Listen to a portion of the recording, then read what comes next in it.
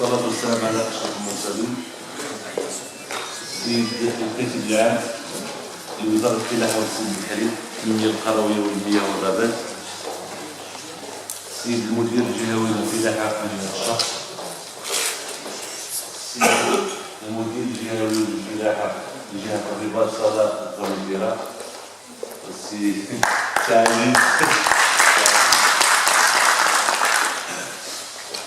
السيد المدير الجهوي لزراعة التكيلات، السادة أعضاء الغرفة الفلاحية، السادة رؤساء المجموعات المهنية والحضور الكريم.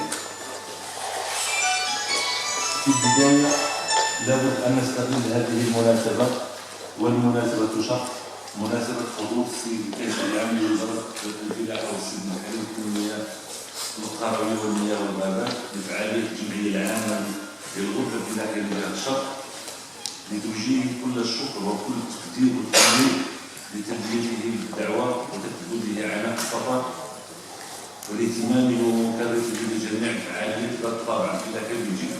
فإن مجموعة من السلاسل الإنتاجية المهمة بالجهة تحتاج في تنمية هذه المجموعة من الاقتراحات لزيادة فعاليتها ونجاحتها ووقعها على الفلاحين وعلى الفلاحة الجهوية.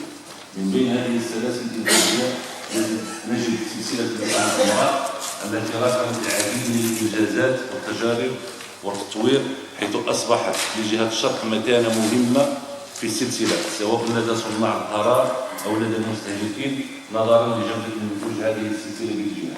وهنا أود أن أشير إلى ضرورة إحداث وتجديد مجازر عصرية وفقا للقانون المقتل للمجازر بمعايير السلامة الصحية المطلوبة التي تعهد في تسييرها إلى تعاونيات فلاحية أو خواص، ويكون الهدف منها هو تنمية اللحوم وتشجيع الاستهلاك والجودة. ونظرا لكون 72% من مساحة الجهة الشرقية هي عبارة عن مراعي، فإننا نرى الأهمية التي يكتسبها إطلاق خاص بتنمية فلاحية مندمجة في منطقة الجنوب الشرقي، وهنا من المجهودات التي بذلتها وزارة الفلاحة في هذا الإطار، كما من الزيارة التي قام بها السيد الكاتب العام لوزارة الإقليم الفيدي. حضرات السيدات والسادة، إن سلسلة الحوامل بدورها تعد من السلاسل الجد مهمة في تنمية الاقتصاد المحلي والوطني، حيث تساهم في خلق ما يناهز 2 مليون يوم عمل في السنة للضيعات ومحطة التلفين، إلى جانب المساهمة في جلب العملة الصعبة. رغم أهمية هذه السلسلة بالجهة ورغم المكننة والاستثمارات المنجزة بهذه السلسلة، إلا أننا لم نصل بعد بمستوى المنتوج إلى المتطلبات العالمية التي تفرضها الأسواق العالمية وسط منافسة شرسة من دولتي تركيا ومصر. كما تظل هذه السلسلة رهينة بالتقلبات المناخية ورهينة بتوفير الإمدادات المائية لتلبية الحاجيات المائية لهذه السلسلة، وهو ما يدفعنا إلى المطالبة بالحد من المساحة المخصصة للحوامل والبحث عن زراعات بديلة تعتمد على مرتكزين أساسيين: البحث عن الربح والربح بأقل تكلفة مائية، لأن الماء سيكون عملة نادرة مستقبلا. وهو ما جاء في تقرير منظمة التغذية الفاو حول الأمن الغذائي والتغذية لعام 2017، بكون المغرب يستخرج 833 مليون متر مكعب من المياه سنويا من الآبار الغذائية دون وجود روافد كذلك.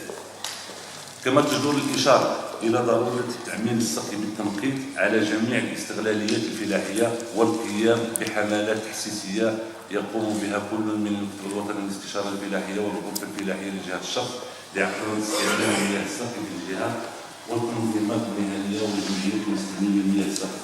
كما نرى بضرورة زيادة نجاعة ومردودية شبكات الري للظاهرة السقوية بالاستغلال الأمثل لمياه السجود.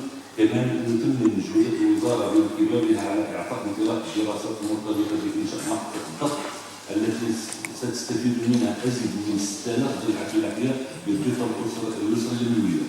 ومن أجل الوصول إلى معايير الجودة المطلوبة عالميا في سلسلة الحوامل، لا بد من تضافر جهود مهنيين والمكتب الوطني للاستشارة الفلاحية والمكتب الوطني للسلامة الصحية للمنتجات الغذائية والغرفة الفلاحية من أجل الوصول بجودة المنتوج للمستوى المطلوب. واعتماد الاستثماريين في يحفظ محطة التنفيذ على علامة الجودة المعترف بها عالميا لتسهيل عملية تصدير المنتج. لقد أصبحت منتجات جهة الشرق في سلسلتين الزيتون واللوز أهمية متميزة على الصعيد الوطني، حيث تعزز مكانة سلسلتين في النسيج الإنتاجي.